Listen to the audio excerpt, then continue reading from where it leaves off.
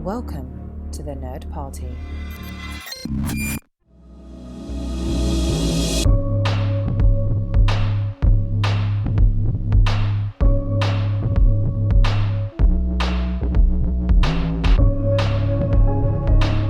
Hello, everybody at home, and welcome to Houselights, a director-focused podcast. I am your co-host, Tristan Riddell, and with me, as he always is John Mills. Now, tonight, we do not have the beautiful Darren Moser, so we are taking a pause on our wing of Predator and jumping back to the house of Nolan, specifically Christopher Nolan, because we never got around to doing Oppenheimer that came out in 2023, and it is now 2025, the year of our Lord.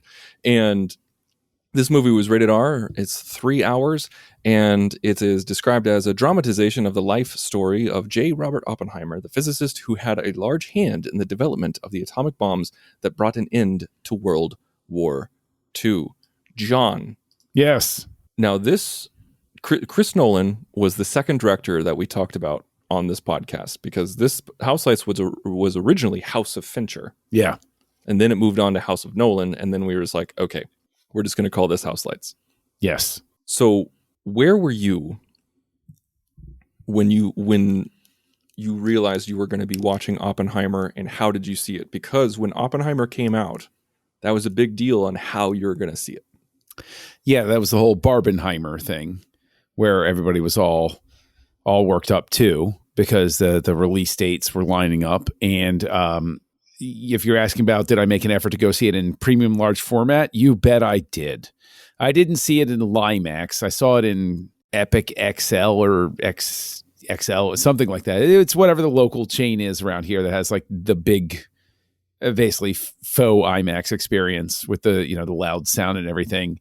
And actually, because she wanted to do the Barbenheimer experience, one of my daughters went to see Oppenheimer with me so that she could see both of them. So I actually saw this with one of my kids, and that was trippy because I was like, okay, this is going to be 3 hours, and it's Christopher Nolan, so it's going to be a little jumbled, right? He has a very unique approach to everything. She was in for it, and it was pretty cool. Did you seek out an IMAX theater to watch this in? I didn't see it in IMAX. I saw it in something even better. I saw it in 70 millimeter. Ah, unlike the rest of us suckered in by the PLF craze, yes.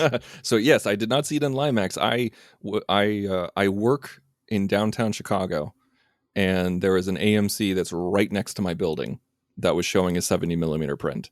And I actually went in to my boss's office, and I said, what? I was like, do we have any shoots today? She's like, no, it's actually really slow. I was like, let's go see Oppenheimer. And she's like, oh my God, we should totally do that. And so, yeah, we saw Oppenheimer, and it was fan-freaking-tastic to see it in 70 millimeter. I got to ask you a question, though, because I saw Dunkirk in 70 millimeter. We have a theater around here that does 70 millimeter stuff. Could try to convey for people who haven't seen something on a 70 millimeter print. I mean, it's been digital for so many years now and everything. What is the different experience for you seeing it in 70 millimeter? Oh man. I mean, it's interesting because it's, when you try to describe it, you sound like a hipster. You sound like someone who is just like, man, you got to get vinyl, okay? Because you get that warmth and that richness of the sound and that classic pop. Yeah, you do, and it's true. Like it's kind of a hipster mentality, or at least it's become that, because it's actually Oppenheimer was the first movie in 10 years to win Best Picture that was shot on film. I didn't know that stat. That's wild. That's really, really wild.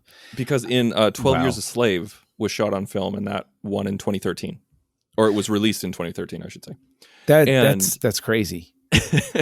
And so it's very much, like, digital has become king, but, there's always, like, even if, Oppenheimer was the first film to win that was shot on film in 10 years, there's always been at least one film that was nominated for Best Picture every year.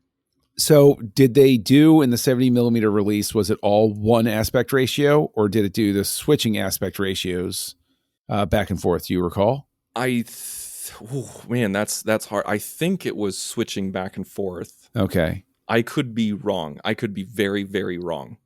Because I'll be honest with you. I don't remember. and that's fair, because I remember seeing, for instance, Dark Knight Rises in actual real IMAX theater at a science center, and then I went and I saw it released on, just in your average multiplex, and there was no aspect ratio switching, and I remember being slightly disappointed by it, because having seen it the one way, I was like, well, sure, if you want to call this watching the film, that's fine. Well, to answer your question, it's really something for people who take film seriously, and I don't mean that in an uppity way. Like I don't mean it in a snooty way at all. I just mean, because there are people who love movies and love watching movies, and then there are people who are like, okay, well, I need to find this one director who made a horror film in Korea and then went to India and tried his way in drama. Like there are people who it's a hobby for them. Like it's people who don't just like movies but love the behind the scenes of movies. Love people who want to find somebody's filmography. It's the same kind of like when you have people like you have somebody who is like my sister who likes to watch sports, but then you have my cousin who wants to know all the stats about every player on his favorite team and everything like that. It's kind of that level. And I feel like if you're that type of person, you, especially when you have somebody who's at the level that Chris Nolan is at, which very few people are, when he says this is the way to see it, you pay attention. And also because it's shot on film, I want to see it presented in film, of course, if possible. And also because like black and white IMAX film didn't exist before Oppenheimer. And isn't that crazy? So Kodak made special 65 millimeter black and white film to make sure that it matched the color tonality. But see that I'm glad you said that they made that special film, because the behind the scenes stuff, because look everybody, we're the Film Director Podcast. We love digging into this stuff. We're obviously of that ilk that love to go behind the scenes stuff, but like Kodak makes this special film for him. Universal basically gives him a deal that's almost mind-bending in terms of what he commands. And you look at it and you say they're willing to take that huge risk on him. Basically also to make sure that Warner Brothers can never win his love back. Exactly. Like Universal basically was like, look, it's so much. I know you were with them for so long, and sure, you had good times, but were you really in love with them? I love you better, right? And it's like, come on, baby. I'll treat you so good. Yeah, come on, get in my fancy car here. It's got the nice cushioning on the seats. But Universal rolls out the carpet.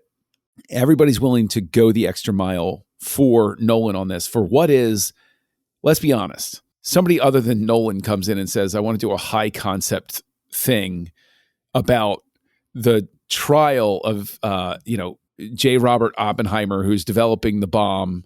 And, it's also going to be focused on a whole thing about, different, a Senate hearing and everything like that. And it's like, this is stuff that is not multiplex filling. They're going to talk about, they're going to talk about nuclear physics for 3 hours. There's going to be a Senate hearing, and there's going to be a formal committee inquiry.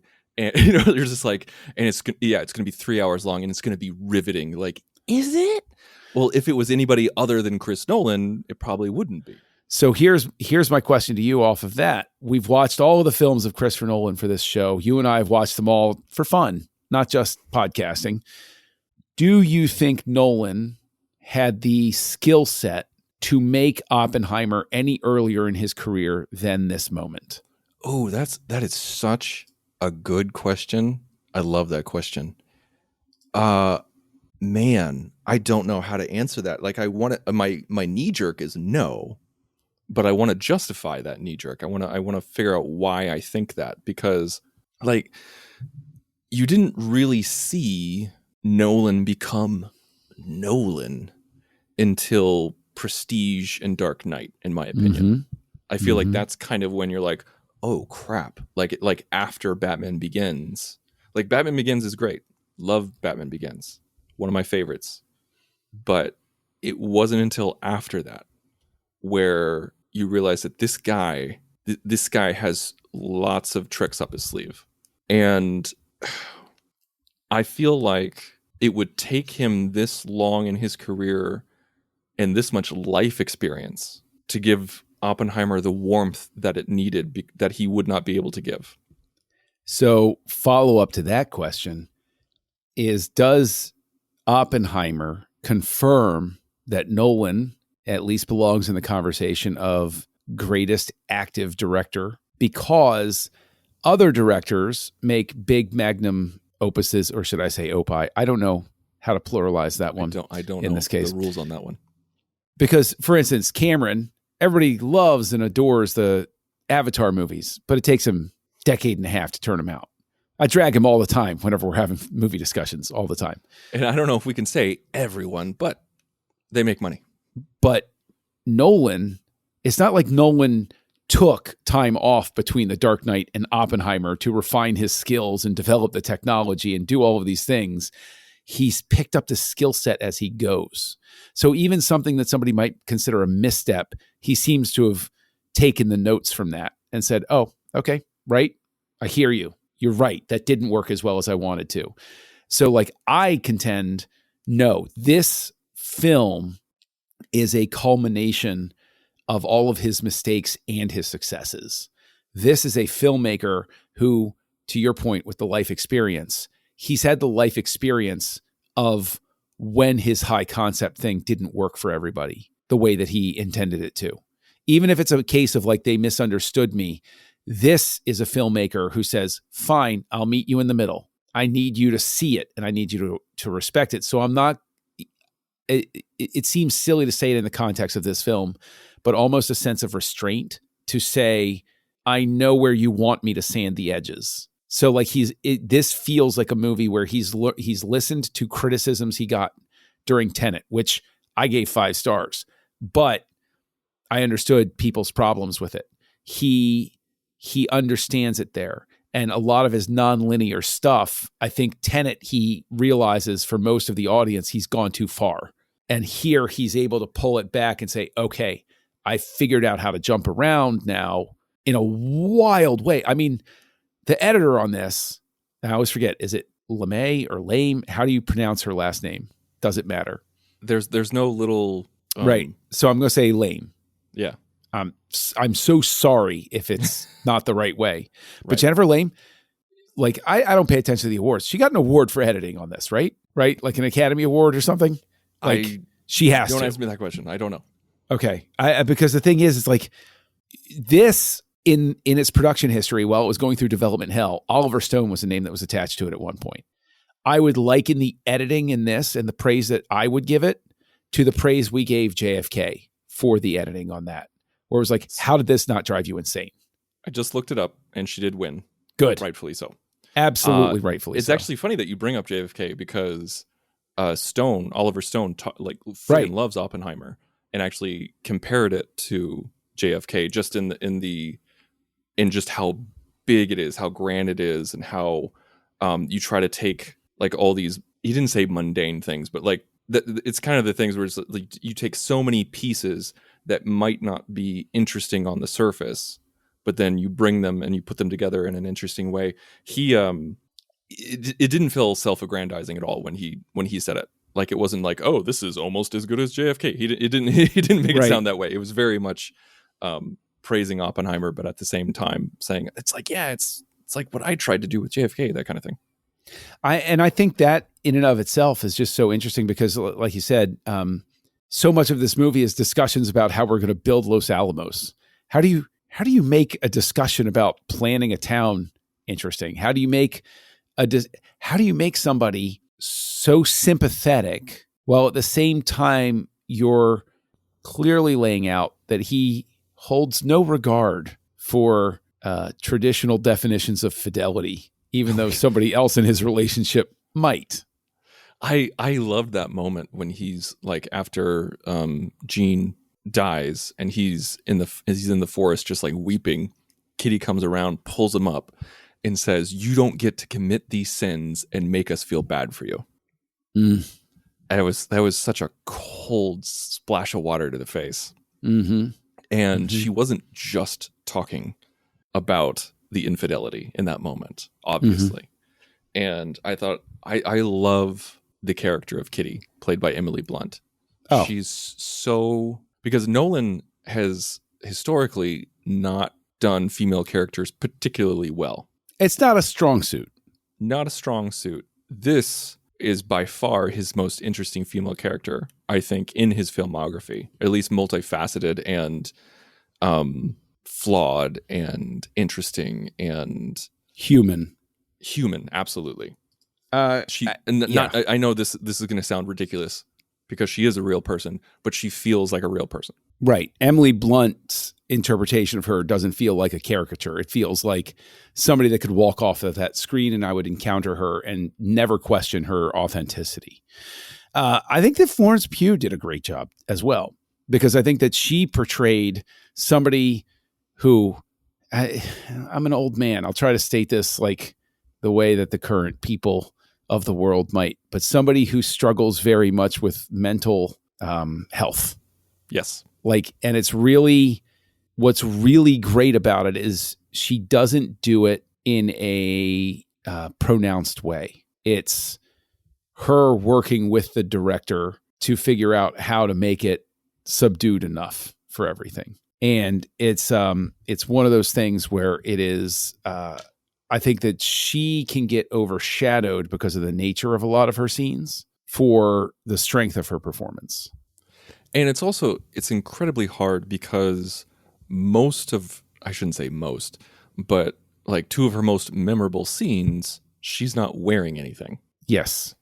And so some people might only focus on that.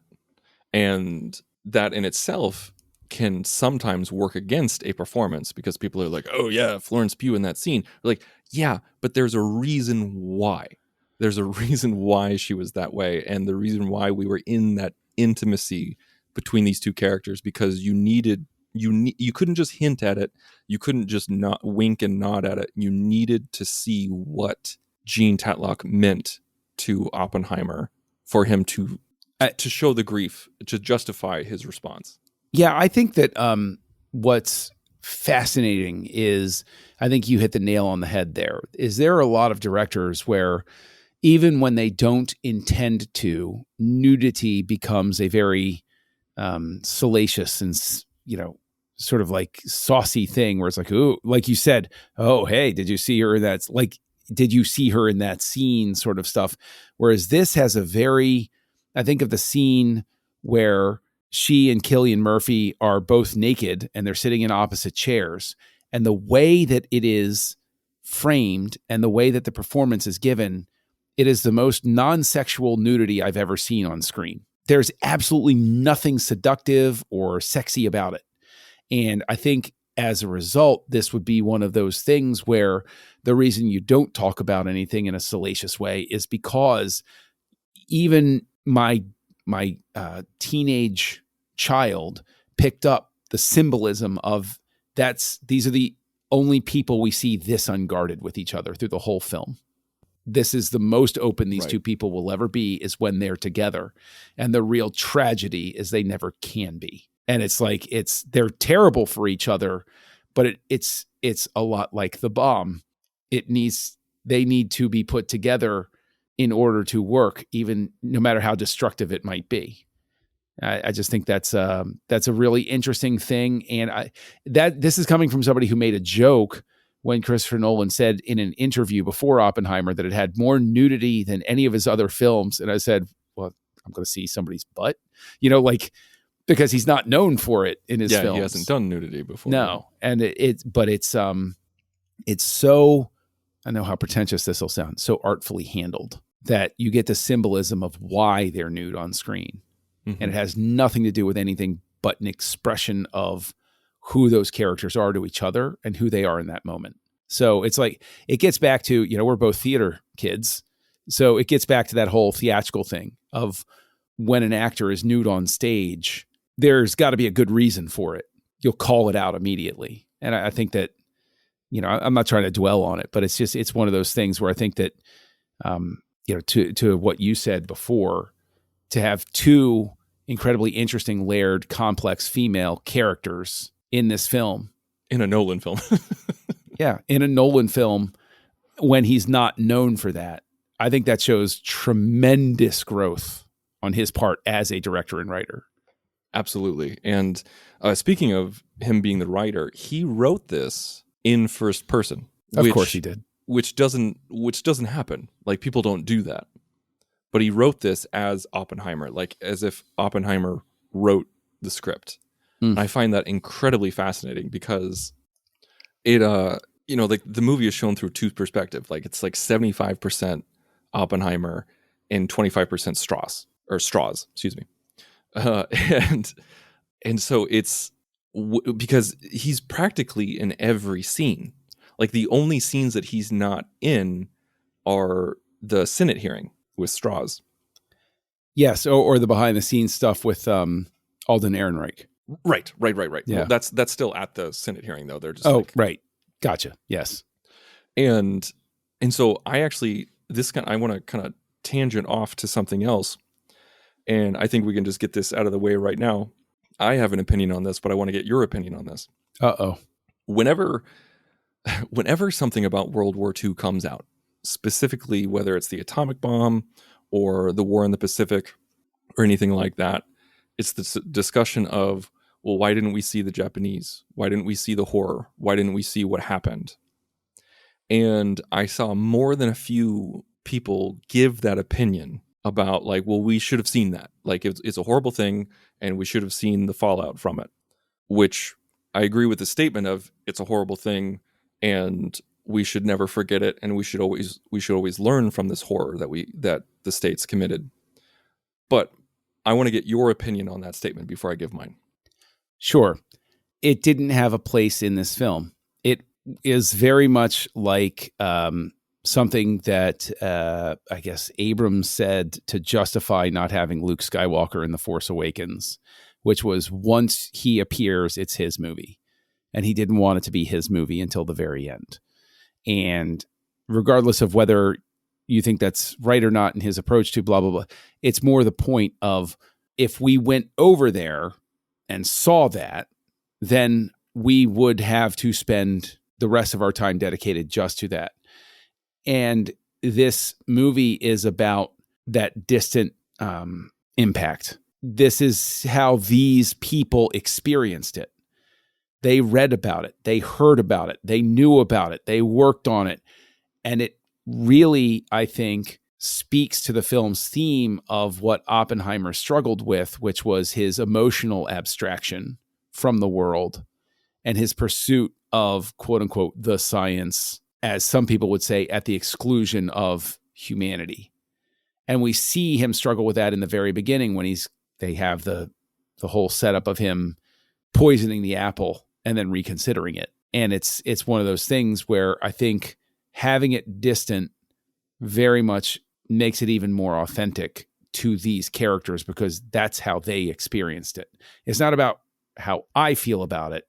It's about how they reacted to the news about it. It would always be an abstract theory to them. It would never be on the ground reality. And I think that's the thing that they often say in it, where, like, Oppenheimer himself was talking about how just because we created the thing doesn't mean we have any authority on how it's used. And so, yeah, I completely agree with you. This movie is called Oppenheimer. It's not called the atomic bomb. It's not called the gadget. It's not called Fat Boy and whatever it's called. Little Man. Thank you. It's not called that. It's not called War in the Pacific. It's called Oppenheimer. Literally everything besides Strauss is from his perspective. Now, if Oppenheimer went to Japan to see what happened, then we would have seen that, but he didn't. And so exactly what you said, they only heard about it from the news. They only heard it's like secondhand, thirdhand, fourthhand reports of what happened over there. And that's the entire point.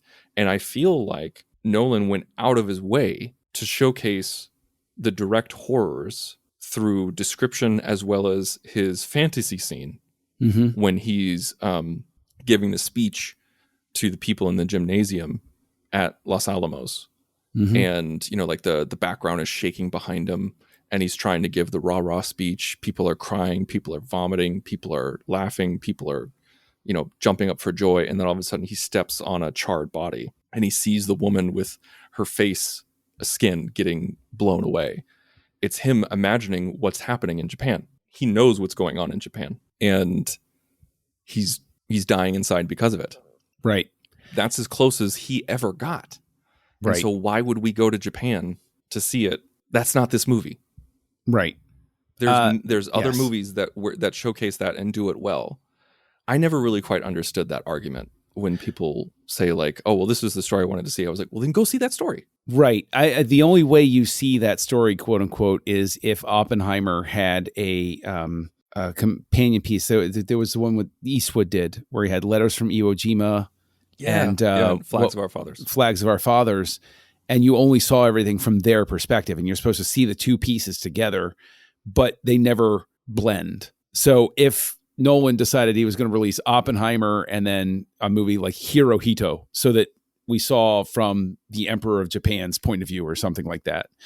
That's kind of interesting. I would watch that movie. Yeah. Chris, get on that. We know you listen. But the thing is, we keep talking about the hearing and we keep talking about straws. First things first, as somebody who loves and adores Solo, a Star Wars story, I love my little comeback story for Alden Ehrenreich and a wonderful supporting performance. I thought he was great in this.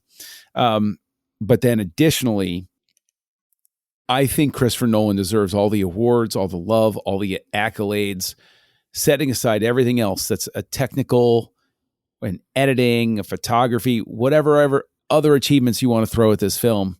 He reminded the world that Robert Downey Jr. was an actor. Oh my God. And not just Iron Man.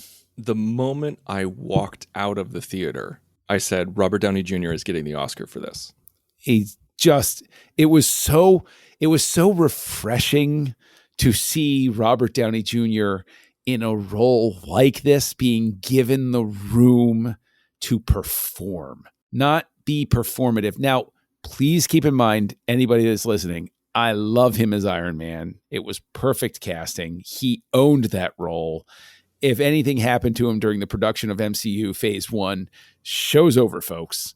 Nothing's ever going to touch him as Iron Man. Nolan himself said that him as Iron Man was one of the reasons why he wanted him in this movie, is because he felt like the casting of Robert Downey Jr. as Tony Stark was probably one of the greatest film casting decisions in the history of cinema. And he's not wrong. He's absolutely right. And Downey himself, after he saw the finished cut, he went to a reporter and said, he's like, I'll be honest with you, this is the greatest movie I've ever been in. Wow. That's amazing.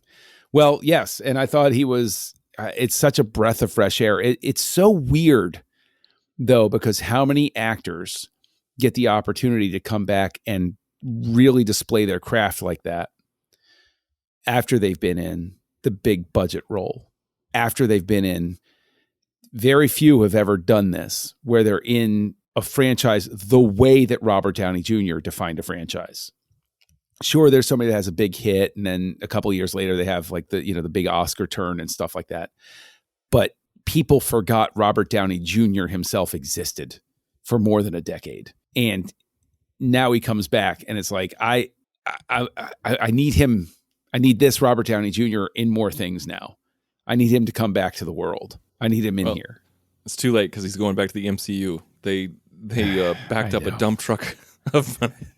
Right, like Krusty the Clown says, they backed up a dump truck of money to my door. I'm only human. I'm not made of stone. Yeah. So, speaking of which, actually, this is a two-part thing.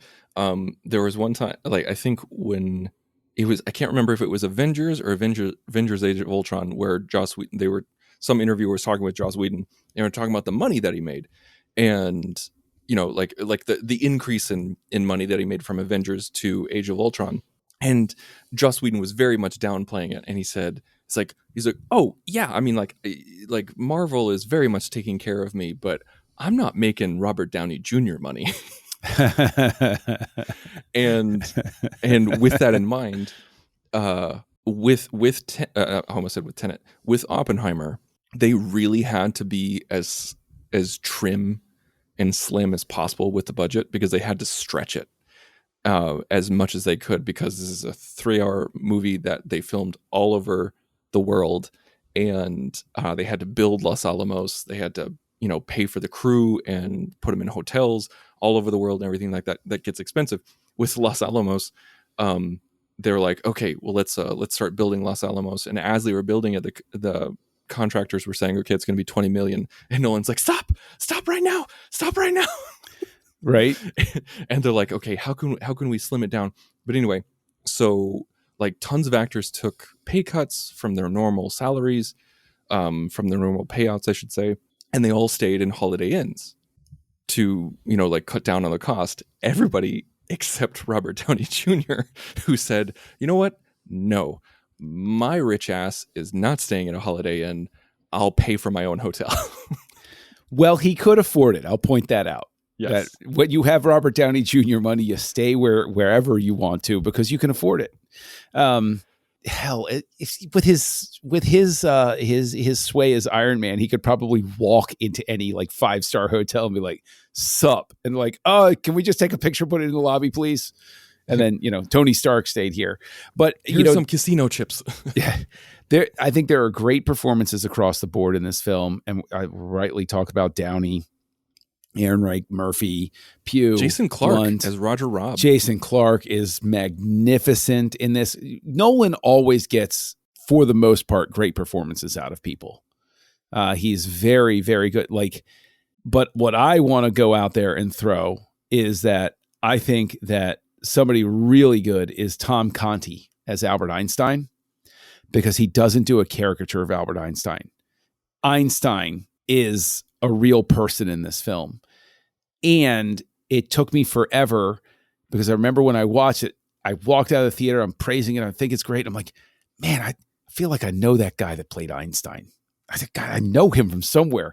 And I watched it when it came out. I said, it's still just driving me crazy. I can't figure out, right. He was in The Dark Knight Rises. Like the moment that I got that, and now I'm like, yes. And then I could only hear his voice now. I expect him to hit Cillian Murphy on the back and tell him his vertebra is sticking out, and he has to hang there for a few weeks. All you need to fix a broken back is a magic rope.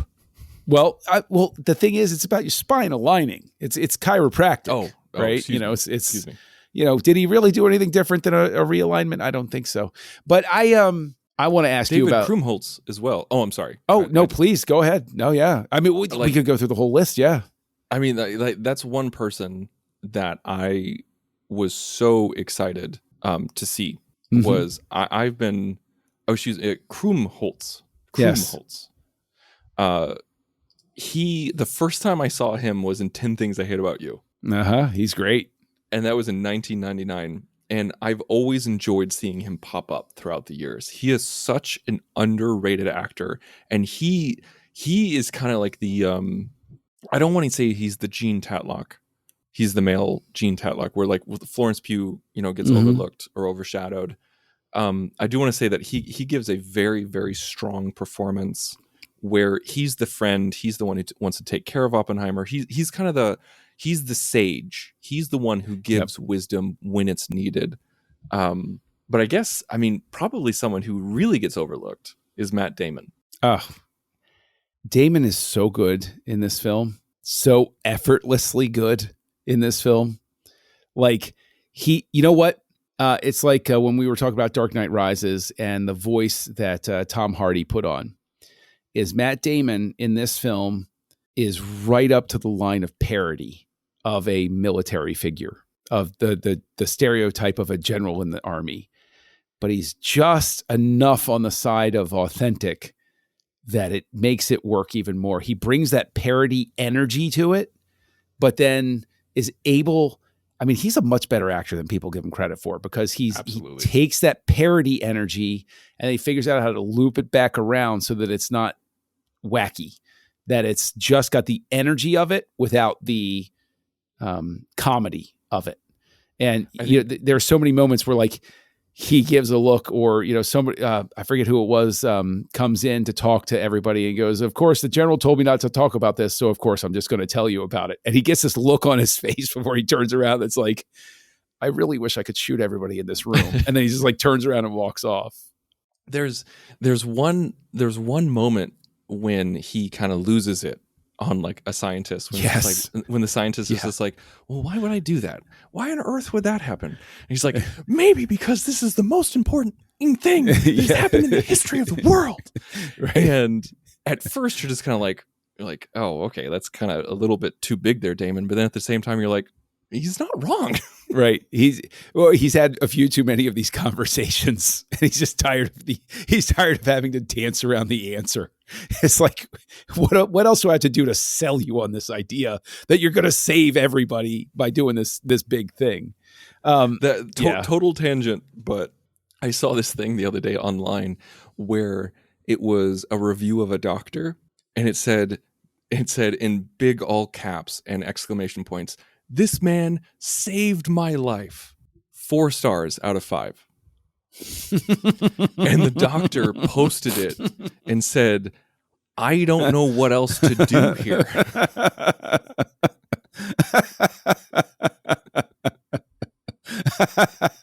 I love that. Thank you for sharing that. I've never heard that before. That is absolutely genius. Gosh. That's what I felt in that moment. Where it's like, oh, maybe this is why you want to do it. That is magnificent. All right, we always love to come back around tongue in cheek sometimes about the score for a film. You know, like, is this the moment where we go from Ludwig Göransson wants to make a Hans Zimmer-esque score for Christopher Nolan to Göransson makes a Göransson score for a Christopher Nolan film? This is very much a Göransson score. I do not hear Zimmerman in this. Or Zimmer. Sorry. Zimmer. Sorry, did I say Zimmer?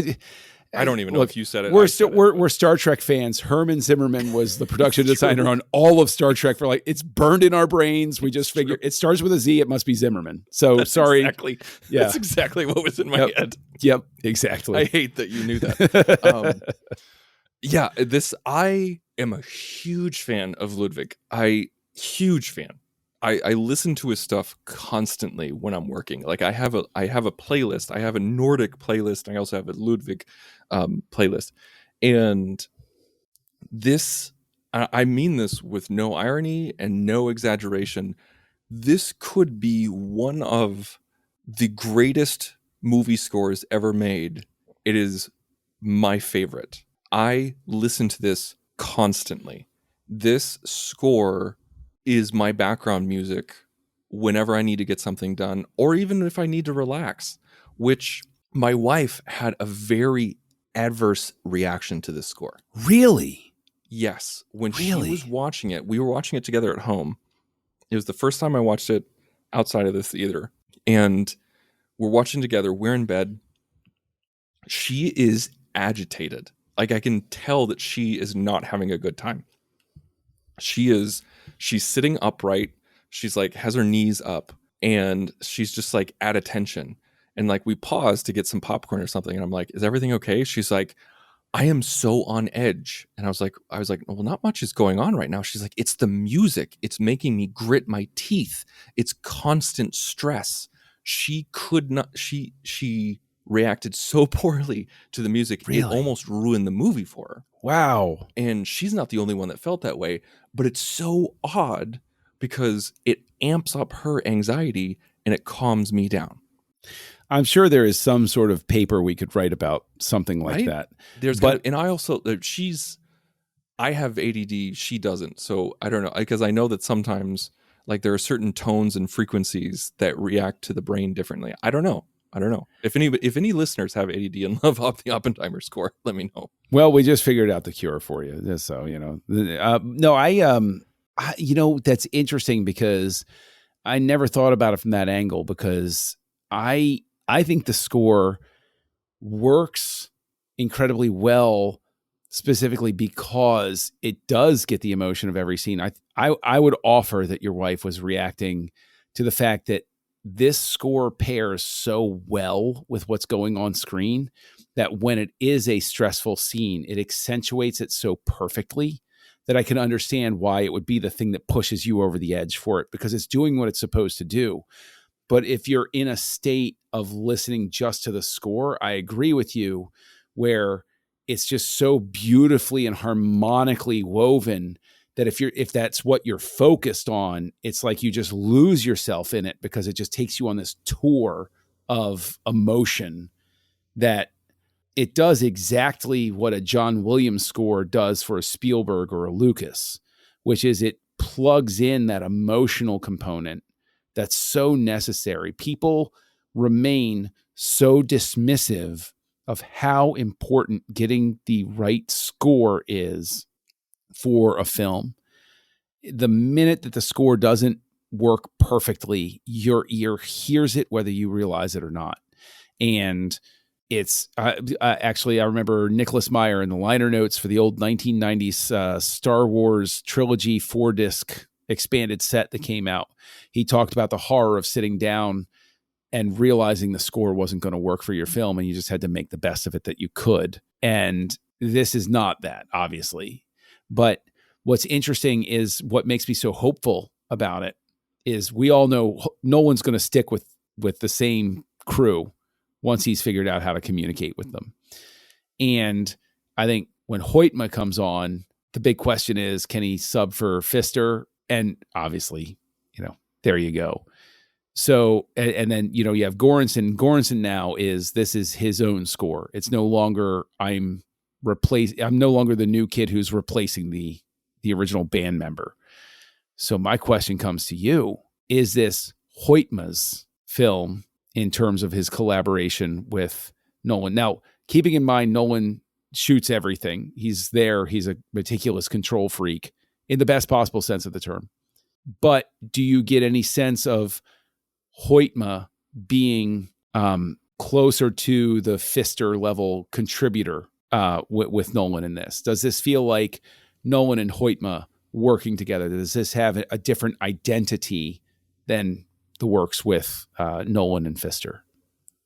I think we got a taste of it with Tenet, because there was a lot of things in Tenet that I don't think I would have seen Pfister do. There was a lot in it that I would have seen Pfister do. Don't get me wrong.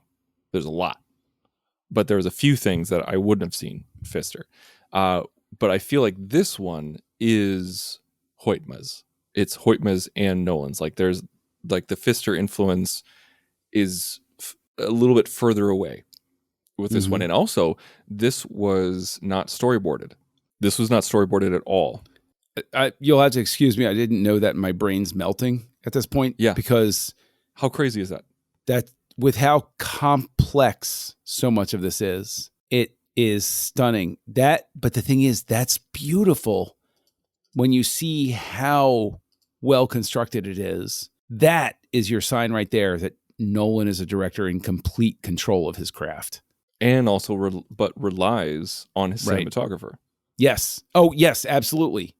That's a level of trust. I know that we understand each other well enough that when I walk on set and I say, I need you to do this, you don't need a picture to remind you. I go, this setup, that setup, this lens. Well, what about this lens? Okay, let's do that.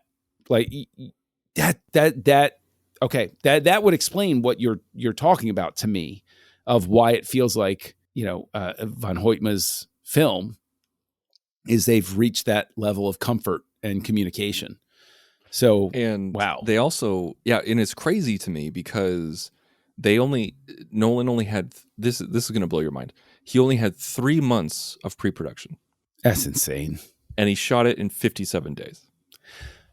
For the audience to understand, shooting this in 57 days with all of the locations, all of the scenes, all the performances, all of the script, all of the blah, blah, blah, blah, blah. That is a shorter shooting schedule than Raiders of the Lost Ark. They kept trying to figure out ways to cut down on money, because they very much wanted to get this project done. But, this isn't a Marvel film. This isn't a $300 million picture. This is something where like people who worked on it said it very much felt like an indie film, the way that they were making it. And it was interesting to hear that. And when when they heard that Los Alamos was going to cost 20 million, and they're like, okay, let's take out this building, let's shoot it from this angle so it looks bigger instead of what it actually is. And the producer, I know the Universal was just like, okay, what can we do to shrink this? How do we make this picture? And the executive producer came into the room and said, Nolan's going to shoot it in 55 days. And Nolan's like, I am? Yes, I am. Yes. I love that. But I also love talking about the budget here because of the fact that we know so many films that are shot for $500 million or more that are, look, I'm not trying to throw shade. Everybody likes their own thing, but when you read production stories about, say, something like Disney's Jungle Cruise, and you look at it and you go, oh, that cost almost $500 million? Huh. Well, that seems strange, right? Yeah. There's so many times you see something where you're just like, where did that money go? Right. Like, was this a Ponzi scheme? Were they laundering money? So you have a budget of $100 million, which for added context is less money. Just like comparing the number amounts, forget inflation or anything. $100 million is less money of a budget than Terminator 2 back in 1991 was completed for. Well, it's also half of what Tenet was. Right. But more than half of Dark Knight Rises. But I'm pointing to Terminator 2 on purpose because Terminator 2's production budget blew everybody's mind. Batman in 89 was like a $33 million production budget. And everybody was like, oh, it's the end of movies for all time. Oh my God. Oh, wait, we made money. And then you had Terminator 2, which was like 110, 120 million, something like that. Everybody's like, oh my gosh, it's the end of movies for all time. Oh, we made money. Now, we always love to talk about the value of $2025 versus back then. That 100 million, you have to reverse engineer what that is. If I take that 110 million from Cameron in 91, I have to bring it forward and find out what that is in $2025. If I have 100 million in 2025 and I reverse engineer it, he made this in $1990 for what, 30 million or something like that. I mean, like, just to give you a sense of the scale that he kept this to budget wise. And the fact that nuclear explosion scene alone would have cost $100 million in a Disney film. And instead, it's one of the most stunning, and in premium large format, I must say, PLF, as you know, most of us say, to see it in that giant screen format with the ear splitting noise and everything. I still remember when the bomb went off and it was dead quiet. And there were people in the audience, including my teenager, who were like, wait, what happened to the sound? And I was like, oh, it's coming. Just wait. It's coming. It's speed of light's faster than the speed of sound. Magnificent experience. Like, you get what I'm saying? Like, that was the $100 million experience in any other film. Whereas with Nolan, it's a piece of the puzzle. And it's like Aronofsky with The Fountain. When you find out how he did so many of those effects with just like pin drops of oil in a micro camera or something like that. And you're like, oh, wow, that's really creative. It makes we need to do House of Aronofsky. Yeah, we do. But the thing is, Nolan with this film taps into something where it's like, I believe in the possibility of film again. Like, he really taps into something primal. You are not alone. There was a lot of people who had that sentiment. And also a lot of, I think Denis Villeneuve even said something like that, where he said he's like the powerhouse that is Chris Nolan. He said it's like his movies are an event, but they're art and they get people in the seats. Mm-hmm. He's like, that's really hard to do. He's like, so much of filmmaking today is just content producing. Yep. And he's like, I hate that word, content. He's like, but Christopher Nolan makes money, puts butts in the seats, and it's art. You know, of course, this is not verbatim what he said, but that was essentially what he was talking about. And then also for everybody at home, $110 million in 1991 is equivalent to approximately $253 million in today's dollars. So there you go. This sprawling epic with magnificent set pieces and stunning everything cost less dollar for dollar than Terminator 2 back in.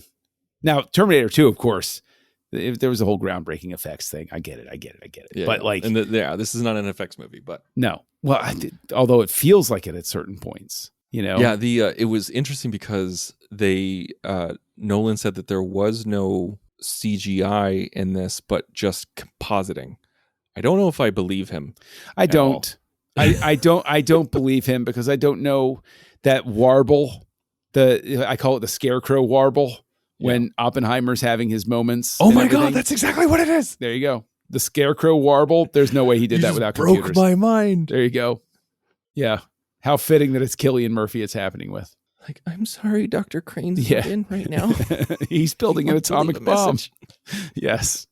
I mean, the thing is, what have we left on the table here? What have we not covered about the brilliant? I mean, I think it's fair to say you're giving it like 2.5 stars is what we're coming at with Oppenheimer. I could probably bump it up to a 3. I don't know. That's generous. I feel actually, we've spent the last hour just sort of like dragging the movie. You know, see, that's the thing, man. Like, we're 54 minutes into the discussion, and I feel like I could keep going, but we should probably lock it up. So okay, when I first saw the movie, I saw it in the theater. I walked out. I was like, 4 stars. This is fantastic. You know, it's not my favorite movie ever, but 4 stars. I watched it at home for the first time. 4.5 stars. I was like, I enjoy this even more. I watched this movie today in preparation for this podcast. 5 stars. I've enjoyed it more every single time I've watched it. This is a 5-star film. This is Nolan at his best. I agree. I mean, the thing is, take my reviews with a grain of salt because I hand out 5 stars like candy to Christopher Nolan. Like he just knocks. He's just, hey John, I got to move 5 stars. All right, Chris, I'm busy right now. I'm busy. It's like Bryan Cranston sneezing and getting an Emmy. Yeah, it's exactly the same principle. But it's, I mean, I remember walking out of the theater and just being in a state of shock about how magnificent I thought it was. I remember being amazed by the fact that he takes these principles of quantum mechanics and particle physics, and he explains them to the audience without talking down to anybody. He has them talking scientist to scientist, but speaking in a way that everybody in the audience, including my teenager, got pretty much what he was talking about. And that is an accomplishment because the concepts that they're talking about here are extremely weird, crazy stuff, including stuff that we sort of take for granted now was so mind-bendingly different back then. Like the frontiers they were going into back then were beyond anything anybody had ever considered. Speaking of which, just with that concept, like one of my favorite bits was when they were talking about like, oh, are we going to destroy the world? Like, is the atmosphere going to catch on fire? And he's talking to Matt Damon, and he's like, well, it's a non-zero chance. He's like, non-zero. What does that mean? He's like, well, it's not zero. It's like, there's a possibility that will end the world. He's like, theory can only get you so far. What do you want? He's like, well, 0 would be nice. Yes.